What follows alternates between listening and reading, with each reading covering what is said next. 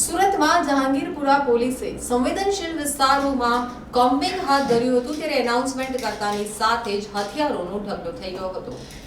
સુરત શહેર police action મોડમાં આવી ગઈ છે। અલગ અલગ વિસ્તારોમાં રાત્રિના સમયે પોલીસ કોમ્બિંગ કરી રહી છે તો પોલીસે કોમ્બિંગ કરવાની નવી રીત અપનાવી છે। કોમ્બિંગ પહેલા પોલીસ દ્વારા અનાઉન્સમેન્ટ કરવામાં આવે છે। જો કોઈની પાસે હથિયાર કે ઘાતક વસ્તુ હોય તો સમયસર જાતે આવીને મૂકી જવાના હોય છે। ત્યાર પછી કોમ્બિંગ સમયે ઘરમાં કોઈ વ્યક્તિ પાસેથી હથિયાર કે કઈ વસ્તુ મળશે તો તેને લઈને કાર્યવાહી કરવામાં આવશે।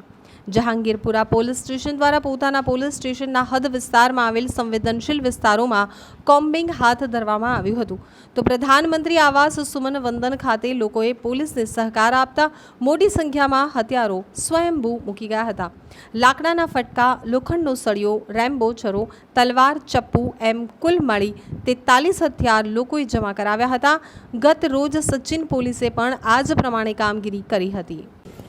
હવે મહેરબાન પોલીસ કમિશનર સાહેબ સુરત શહેર સાહેબના તરફથી જાહેરનામું બહાર પાડવામાં આવે છે। જે જાહેરનામા હેઠળ એવા કોઈ પણ શસ્ત્રો, દંડા, લાકડી, લાઠી, તલવાર, ભાલા, સોટા, ખંજર, ચપ્પા અને શારીરિક હિંસા પહોંચાડવામાં ઉપયોગમાં લઈ શકાય તેવી તમામ ચીજોનો ઉપયોગ કરવો અને તેને સાથે રાખવા અને પ્રતિબંધિત કરવામાં આવેલું છે। સાંભળ્યું? ફરીથી કહું છું, શસ્ત્રો, દંડા, લાકડી, લાઠી, તલવાર, ભાલા, સોટા, ખંજર, ચપ્પા અને શારીરિક હિંસા પહોંચાડવામાં ઉપયોગમાં લઈ શકાય તેવી તમામ બીજી ચીજો અને પોલીસ કમિશનર સાહેબ સુરત શહેર સાહેબ દ્વારા પ્રતિબંધિત જાહેર કરવામાં આવેલ છે। તો તમામને અહીંયાથી સૂચના આપવામાં આવે છે। અહીંયા બહેનો પણ હાજર છે અને ભાઈઓ પણ હાજર છે।